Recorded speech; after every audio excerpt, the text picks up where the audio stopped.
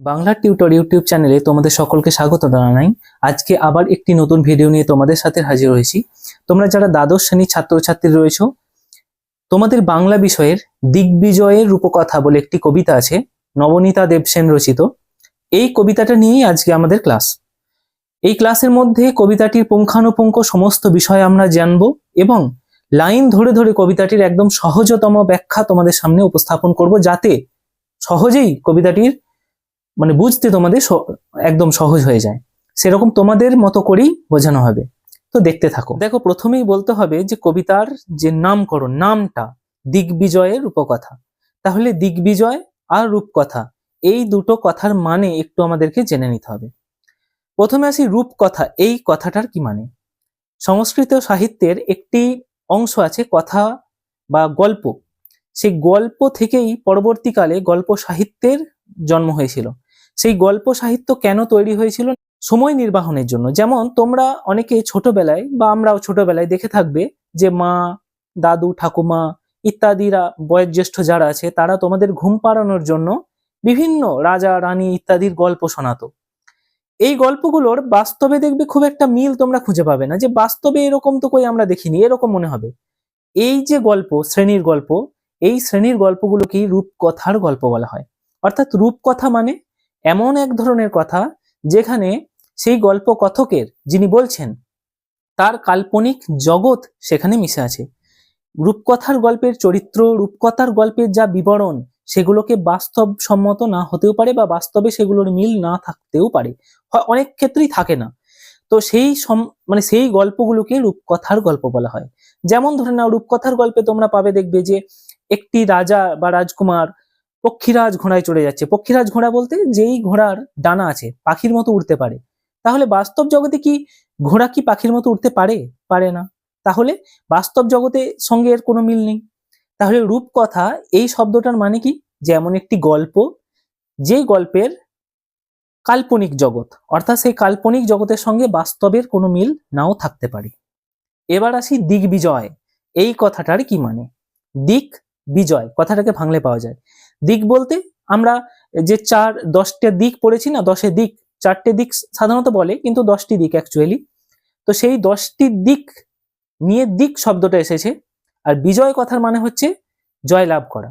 আগেকার দিনে রাজারা যখন রাজকুমার থেকে রাজাতে উত্তীর্ণ হতো, তখনকার দিনে তাদের একটি সামর্থ্যের বা যোগ্যতার একটা পরীক্ষা মানদণ্ড ছিল, যে তাকে দিগ্বিজয়ে পাঠানো হতো। দিগ্বিজয় বলতে দিক বিদিক বিজয় যিনি করছেন, অর্থাৎ তিনি তার দিক বিদিক যেদিকে হোক বেরোবে এবং সেখানে বিভিন্ন রাজ্য জয় করে তিনি ফিরবেন। এটার দ্বারা সেই রাজার যোগ্যতার পরিমাপ বা তার যোগ্যতার পরীক্ষা হতো, যে তিনি অ্যাকচুয়ালি রাজা পদের অধিকারী কিনা, সেই রাজা পদে যোগ্যতাবান কিনা। এটাকে দিগ্বিজয় বলা হয়। দিগ্বিজয় মানে তাহলে কি বোঝা গেল? যে দিগ্বিজয় কথার অর্থ হতো জয় করতে বেরিয়েছে এমন। আর রূপকথা কথার মানে হলো এমন এক কাল্পনিক গল্প যেটা বাস্তবে মিল না পাওয়া যেতেও পারে।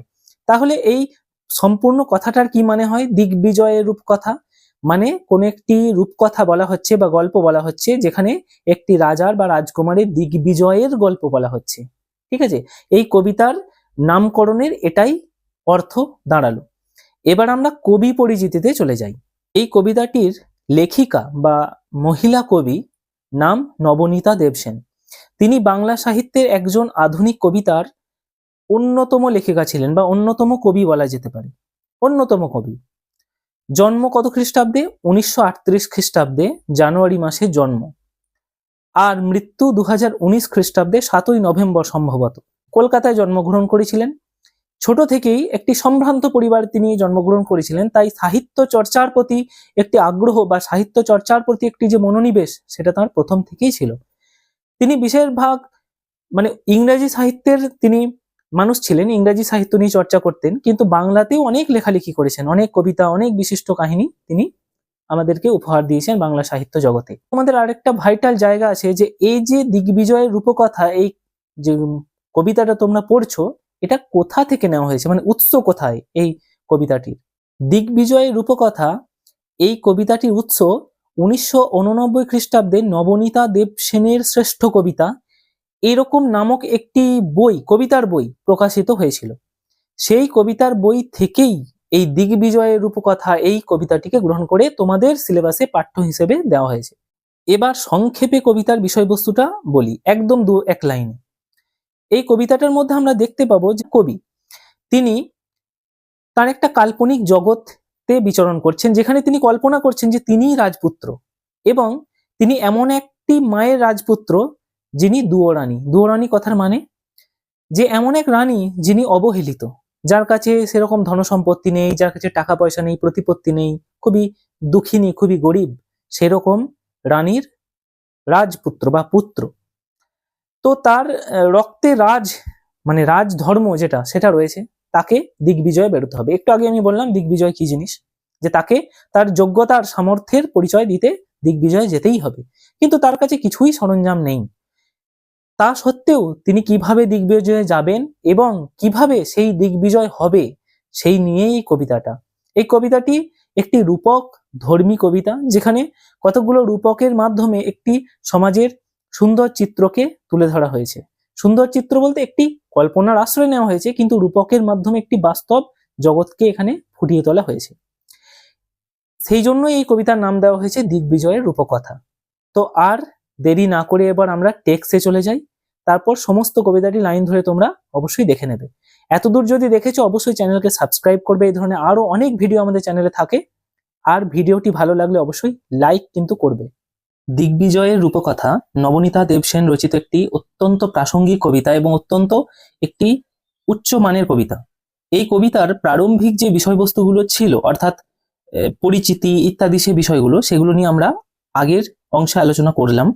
এখন আমরা তোমাদের দ্বাদশ শ্রেণীর তৃতীয় সেমিস্টারের বাংলার নবনীতা দেবসেন রচিত দিগ্বিজয়ের রূপকথা কবিতাটি পাঠ করব এবং লাইন ধরে ধরে সম্পূর্ণ ব্যাখ্যা, সহজ ব্যাখ্যা, যাতে তোমরা সহজেই কবিতাটিকে বুঝতে পারো যে অ্যাকচুয়াল কি, সেই বিষয়টা নিয়ে আলোচনা করব।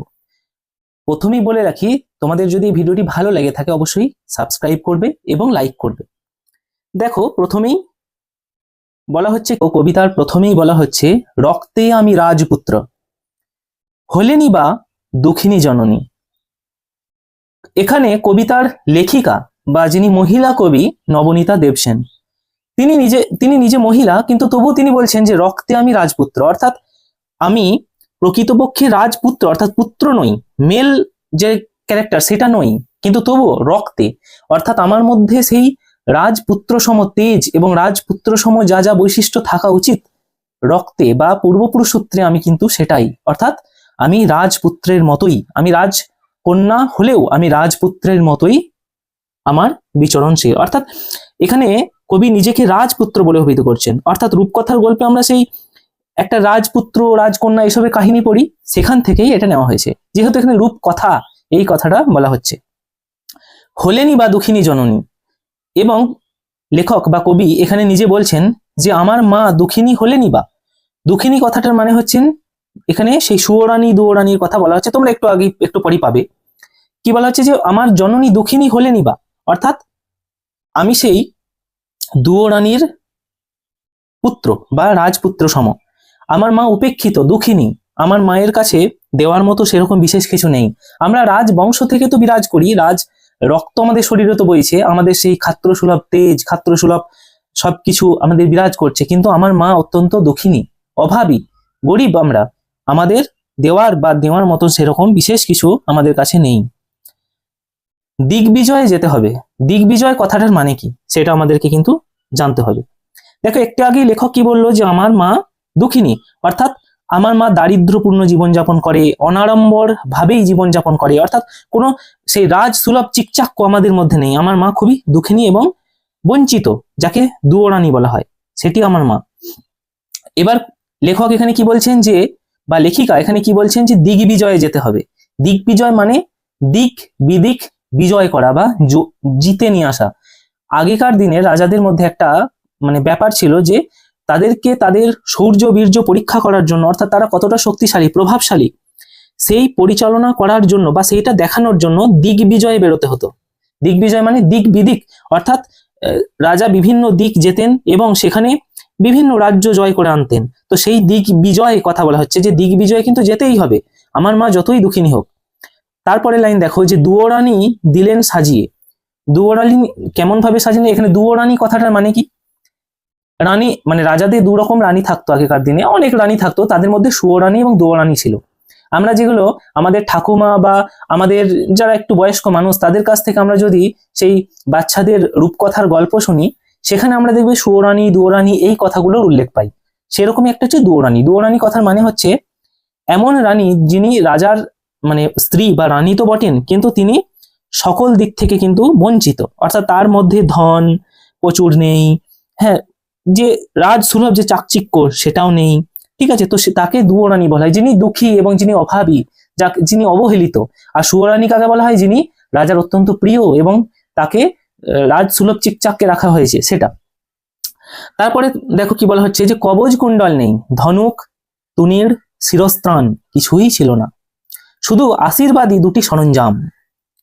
দেখো এখানে কি বলা হচ্ছে, যে কবচ কুণ্ডল নেই। কবচ কুণ্ডল কথার মানে, তোমরা যদি কারো সংস্কৃত থেকে থাকে দেখবে সেখানে কর্ণভারম, তোমাদের দানবীর কর্ণ একটা পড়েছো, সেখানে দেখবে কর্ণের শরীরে একটা কবচ কুণ্ডল আছে। তোমরা মানে টিভিতে মহাভারত বা ইত্যাদি পুরোনো কালের কোনো যদি যুদ্ধ বা ইত্যাদি সিন দেখে থাকো, সেখানে দেখবে যে আগেকার দিনে রাজারা একটি জিনিস পড়তো যুদ্ধের সময়, তার শরীরটাকে যুদ্ধের অস্ত্র থেকে প্রোটেক্ট বা কি বলবো মানে বাঁচানোর জন্য, সেটাকে বলা হতো কবচ কুণ্ডল। কবচ কুণ্ডল কি করতো তাহলে, মনে করো অপরপক্ষ থেকে ছুটে আসা তীর বা কোনো অস্ত্র শস্ত্র থেকে রাজা শরীরকে প্রোটেক্ট করত বা রেহাই দিত, যে সেই ধনুক কিন্তু রাজার প্রাণ নিতে পারতো না।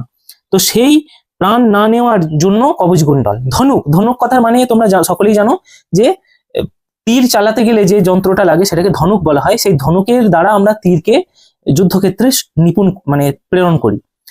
তুনীর, তুনীর কথার মানে হচ্ছে তীর রাখার যে পাত্র। তোমরা রাজাদের আগেকার দিনের পোশাক পরিচ্ছেদ টিভিতে কোনোভাবে দেখে থাকলে সেখানে দেখতে পাবে যে রাজাদের পিঠে একটা, সে এখনকার দিনে পলিটেকনিক যারা পড়ছো তাদের যেমন একটা ফ্ল্যাক্স ইউজ করতে হয় যেখানে বিভিন্ন কাগজপত্র রাখা হয়, ঠিক সেই রকমই পিঠে একটা রয়েছে এবং সেখান থেকে তীর বের করছে আর ধনুকে লাগিয়ে যুদ্ধক্ষেত্রে ক্ষেপণাস্ত্র নিয়োগ করছে। তো সেই জিনিসটা কি তুনীর বলা হয়। শিরস্ত্রাণ, শিরস্ত্রাণ হচ্ছে মাথাটাকে বাঁচানো, যুদ্ধক্ষেত্রে মাথাটাকে বাঁচানোর জন্য বা প্রোটেক্ট করার জন্য একটি বিশেষ ধরনের সরঞ্জাম, সেটাকে বলা হয় শিরস্ত্রাণ।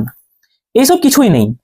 এবার এখানে দেখো লেখিকা কি বলছেন বা কবি বলবো কি বলছেন, যে আমি দুয়োরানীর পুত্র মানে কন্যা, কিন্তু আমি রাজপুত্রের মতোই, তো আমি দুয়োরানীর রাজপুত্র, দুঃখিনী আমার মাতা, আমরা অভাবী, আমাদের কাছে কিছুই নেই, কিন্তু আমাদেরকে দিগ্বিজয়ে যেতে হবে। দিগ্বিজয় যেতেই হবে কেন, এখানে কথাটা বলা হয়েছে।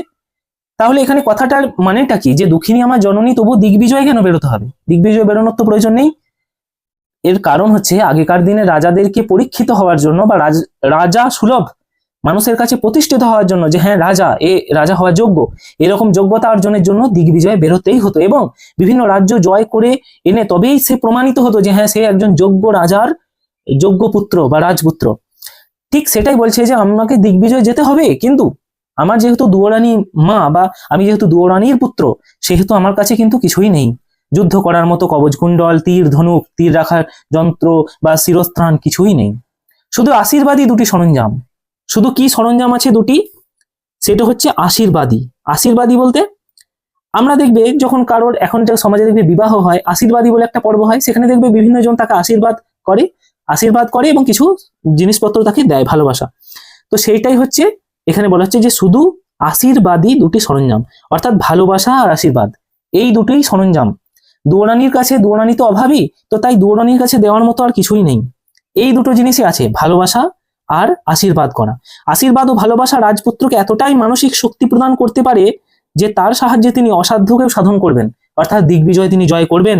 তার কাছে কোনো অস্ত্রশস্ত্রের দরকার নেই, ঠিক আছে। তিনি সমস্ত বাধা বিপত্তি সবকিছু দূর করে ঠিক এক সময় এই মানে শক্তিমান হয়ে এই বিজয় যাত্রা করবেনই। তো এটাই প্রথম কবিতার যে স্তবক সেখানে বোঝানো হচ্ছে, যে লেখিকা এখানে নিজেকে রাজপুত্র বলছেন এবং তিনি দুয়োরানীর রাজপুত্র এবং তাকে দিগ্বিজয়ে যেতেই হবে। তার কাছে কোনো অস্ত্র শস্ত্র সরঞ্জাম নেই, শুধু ভালোবাসা আর আশীর্বাদ, এই দুটোই তার কাছে আছে সরঞ্জাম। তো এই দুটো নিয়েই মনের বলে তিনি এগিয়ে যাবেন এবং তিনি আশাবাদী যে তিনি এই বিজয় যাত্রা করবেনই, অর্থাৎ বিজয় লাভ করবেনই। এরপরে দেখো, তোমরা রূপকথার কাহিনী শুনলে বা কোথাও টিভিতে কোনো রূপকথার কাহিনী অবলম্বনে কোনো কার্টুন বা কোনো সিরিয়াল দেখে থাকলে দেখবে সেখানে রাজপুত্র বা রাজকন্যা একটা পক্ষীরাজ ঘোড়ায় চড়ে যাচ্ছে। পক্ষীরাজ ঘোড়া বলতে একটা ঘোড়া যার ডানা আছে, সে উড়তে পারে, সে ছুটতেও পারে, এরকম ঘোড়া। তো এক লেখক এখানে বা কবি এখানে একটা সেরকম কাল্পনিক জগৎ তৈরি করছেন। দেখো কি বলছে কবিতায়, চলে এসো। দেখো বলছে যে এক, এই জাদু অশ্ব মরুপথে সেই হয় উট, আকাশে পুষ্পক আর সপ্তডিঙা সাজে সিন্ধু জলে, তেপান্তরে পক্ষীরাজ তার নাম রেখেছে বিশ্বাস। তাহলে দুটো জিনিস তার কাছে, দুটি আশীর্বাদের কথা এই যে একটু আগে বলা হলো। আমি তোমাদেরকে দেখবে বললাম ভালোবাসা আর আশীর্বাদ এই দুটো সরঞ্জাম, কিন্তু অ্যাকচুয়ালি বা প্রকৃতপক্ষে কবি এখানে কোন দুটি সরঞ্জামের কথা বলছে? সেখানে 1 নম্বর সরঞ্জাম হচ্ছে এটা, যে একটি জাদু অশ্ব তার কাছে আছে। সেই জাদু অশ্ব বা জাদু ঘোড়াটি কি করবে না, সেই জাদু অশ্ব বা জাদু ঘোড়াটি, বা এটাকে বলা হয় এক ধরনের ভালোবাসার যে প্রতীক হিসেবে এখানে দেখা গেছে। তো সেই জাদু ঘোড়াটি সবার হয়ে রাজপুত্র দিগ্বিজয়ে স্বাদ পূরণ করবে। এখানে লেখক বা কবি সেরকমই স্বপ্ন দেখছেন বা সেরকমই কল্পনা করছেন। সেই ঘোড়া হবে মরুভূমির পথে উট হয়ে যাবে, অর্থাৎ মরুভূমি যখন বিস্তর মরুভূমি, তখন সেই ঘোড়াই উটের মতো তাকে সেই মরুভূমির পথ পার করবে। আকাশে পুষ্পক রথ হয়ে যাবে, অর্থাৎ আকাশপথে পুষ্পক রথ মানে হচ্ছে এক ধরনের বিশেষ রথ ছিল আগেকার দিনে, যেটা আকাশে উড়তে পারতো। তো সেই রকম হয়ে যাবে, আকাশ পথে পাড়ি দেবে। আবার সাগর জলে সপ্তডিঙা হয়ে যাবে, সিন্ধু জলে। সিন্ধু বলতে এখানে সাগরকে কল্পনা করা হয়েছে, তাই সিন্ধু জল বলতে সেই সমুদ্রকে বলা হচ্ছে। তা সিন্ধু জলে সপ্তডিঙা হবে। সপ্তডিঙা কথার মানে হচ্ছে 7টি ডিঙির সমাহার। এগুলো মঙ্গল কাব্যে আমরা দেখতে পাই। বাংলার মঙ্গল কাব্যে তোমরা যদি দেখবে, সাহিত্য ইতিহাসে পড়েছিলে, সেখানে চাঁদ সওদাগর, ধনপতি সওদাগর, সপ্তডিঙা, মধুকর সহ বাণিজ্যে যাত্রা করতেন তারা। সপ্তডিঙা বলতে 7টি বড় বড় ডিঙার সমাহার নিয়ে তারা আগেকার দিনে যাত্রা করতেন। আর এখানে আরেকটা কথা পাচ্ছি আমরা, পুষ্পক রথ। এটা একটা দৈব রথ। দৈব বলতে দেবতাদের আগেকার দিনে পাওয়া যায়। পৌরাণিক সাহিত্যে বা আগেকার দিনে সংস্কৃত সাহিত্যের কিছু জায়গায় আমরা দেখতে পাই, রূপকথার কাহিনীতেও দেখতে পাই। এটা একটি বিশেষ প্রকারের রথ, যা রথের অর্থাৎ স্থলপথেও চলতে পারে এবং হঠাৎ করে আকাশ পথেও উঠতে পারে। ঠিক আছে, তো সেটাই বলছে এখানে লেখক বা কবি নবনীতা দেবসেন। তিনি বলছেন, তিনি কল্পনার জগৎ করছেন যে আমার কাছে আছে একটি জাদু অশ্ব, সেই জাদু অশ্বের বলে বলিয়ান হয়ে আমি সমস্ত বাধা বিপত্তি পেরিয়ে যাব। সেই সেই সেই জাদু অশ্বই হবে উট, যে আমাকে মরুভূমির প্রান্তর পার করবে, আকাশ পথ পার করবে সেই পুষ্পক বিমানের মতো, সপ্তডিঙা শেষে সে সমুদ্র পার করবে, তেপান্তরে সে পক্ষীরাজ হবে। পক্ষীরাজ বলতে রূপকথায় দেখবে বর্ণিত ঘোড়ার পাখা আছে, ডানা, সেটাকেই বললাম পক্ষীরাজ। অর্থাৎ তেপান্তরের যখন ধু ধু মাঠ পড়বে, তখনই সে পক্ষীরাজের মতো তীব্র বেগে ছুটবে। নাম রেখেছি তার বিশ্বাস। অর্থাৎ লেখক এখানে বা কবি এখানে বিশ্বাস নামক শক্তির দ্বারা এই সমস্ত পথে আসা বাধা বিপত্তিগুলিকে জয় করবে, সেরকম ঘোষণা করেছে। অর্থাৎ বিশ্বাসের শক্তিতে সকল বাধাকে তিনি অতিক্রম করবেন। জাদু অশ্ব, উট, সপ্তডিঙা, পক্ষীরাজ, এগুলো এক ধরনের রূপক বা এক ধরনের ছদ্মবেশ বা এক ধরনের রূপকে তিনি আশ্রয় নিয়েছেন। তিনি অ্যাকচুয়াল এখানে বিশ্বাস নামক যে সরঞ্জামটা তার কাছে রয়েছে, বিশ্বাস, সেই বিশ্বাসের কথা এখানে বলেছে, যে তিনি বিশ্বাসের বলে বলিয়ান হয়ে পথের এই সমস্ত বাধা, মরুভূমি, জল, আকাশ পেরিয়ে যাবে। তারপরে দেখো 2 কি বলছে, এই হৃদয়ের খাপে ভরা মন্তপুত অসি, শানিত ইস্পাত খণ্ড, অভঙ্গুর নাম ভালোবাসা, নিশ্চিত পৌঁছাবো সেই তৃষ্ণাহর খরজুরের দ্বীপে। এবার এখানে আরেকবার ভালো করে দেখো, কথা শব্দগুলোকে একটু বুঝে নি। এই হৃদয়ের খাপে ভরা, মন্ত্রপুত অসি, মন্ত্রপুত বলতে মন্ত্রের শক্তিতে বলিয়ান হওয়া। দেখবে তোমরা আগেকার দিনে সিরিয়ালে দেখবে যে এক ধরনের জল ছিল, তাকে মন্ত্রপুত করে দেওয়া হলো, তারপর সেই জলটি বিশেষ শক্তি পেয়ে গেল। সেই কথাই এখানে বলা হচ্ছে, সেই কথাই এখানে আমরা বলছি। মন্ত্রপুত অসি আছে, শানিত ইস্পাত খণ্ড, শানিত বলতে ধারালো, তীক্ষ্ণ, লৌহখণ্ড। আর অভঙ্গুর যেটা কখনোই ভাঙবে না এমন, যার নাম ভালোবাসা। আর একটা নিশ্চিত পৌঁছাবো তৃষ্ণাহর বলতে তৃষ্ণা হরণ করে যা, কোথায় না খরজুরের দ্বীপে, খেজুরের দ্বীপে, সেখানে পৌঁছাবো। তাহলে এখানে রূপকের আড়ালে দ্বিতীয় যে সরঞ্জামটির কথা এখানে বলা হচ্ছে, সেটি হচ্ছে ভালোবাসা। সেই ভালোবাসা দিয়ে কবি এখানে কি করতে চেয়েছেন সেই কথাটা বলা হয়েছে। দেখো, যে ভালোবাসা তার শক্তি অমিত, অমিত কথা মানে অপরিসীম, এমনই গভীর যে তা মন্ত্রপুত তরবারি, এখানে যে অসি বলা হচ্ছে না, অসি কথা হচ্ছে তরবারি, তরোয়াল মতোই ধারালো, ইস্পাতের মতোই কঠিন এবং অভঙ্গুর এই ভালোবাসা। ভালোবাসার শক্তিকে পাথেয় করে বহুদূর এগিয়ে যেতে যাব, এরকম কবি এখানে বলছেন যে রাজপুত্র ভালোবাসার শক্তিকে বলিয়ান করে তার মা তাকে কিছুই দিতে পারেনি, কিন্তু দুটো জিনিস দিয়েছে, একটা হচ্ছে বিশ্বাস আর একটা হচ্ছে ভালোবাসা নামক এই দুটো সরঞ্জাম। তিনি এই দুটো সরঞ্জামে বলিয়ান হয়েই এগিয়ে যাবে। কথক জানেন, মানে গল্প যিনি বলছেন কবি, তিনি নিশ্চিন্তে পৌঁছে যাবেন আপন গন্তব্যে, এবং সেখানে কি হবে না, তৃষ্ণার হবে অবসান, সকল তৃষ্ণা তার মিটবে। দুঃখের মধ্যে কতকের সঙ্গী জাদু অশ্ব, যে সমুদ্রের মতো গভীর, অবসাদের মধ্যেও পক্ষীরাজের মতো, মানে তাকে এক ধরনের বিশেষ জগৎ নির্মাণ করেছেন কবি, কাল্পনিক, এখানে রূপকের জগৎ। সেখানে দুটি রূপকের এখানে তুলে ধরা হয়েছে, সেগুলো এখানে বলা হচ্ছে। অর্থাৎ এখানে কবিতার মধ্যে সম্পূর্ণ কবিতাটাতে আমরা কি পেলাম, যে একজন রাজপুত্রের কল্পনা করছেন কবি। তিনি দুয়োরানীর রাজপুত্র, অর্থাৎ দুয়োরানী বলতে যার কাছে সেরকম আর্থিক কোনো আড়ম্বর কোনো কিছুই নেই, খুবই দুঃখী, খুবই গরিব, মানে কি বলবো, অভাগী এরকম।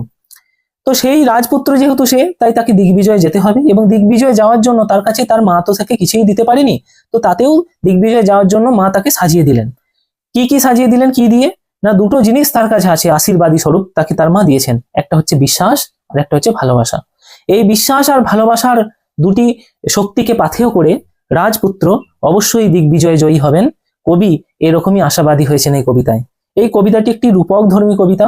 এই রূপক ধর্মী কবিতার মধ্যে কবি কিছু বিশেষ মনস্তাত্ত্বিক জগৎকে নির্মাণ করেছেন, যে এক ধরনের মনোবল, যে কবি এখানে কি বলতে চেয়েছেন, যে যার কাছে কিছুই নেই, মনে করো একটা দুয়োরানীর রাজপুত্র, সে কিন্তু তার যদি মনের বিশ্বাস থাকে যে এটা করবো তা করবই, এবং তার মধ্যে যদি ভালোবাসার যখণ্ড সত্তা থাকে, অর্থাৎ সে সকল প্রাণী, সকল এই মানে ভূখণ্ডকে ভালোবাসে, তাহলে দেখবে সে এক সময় তার স্বপ্ন জয় করে ফেলাবেই।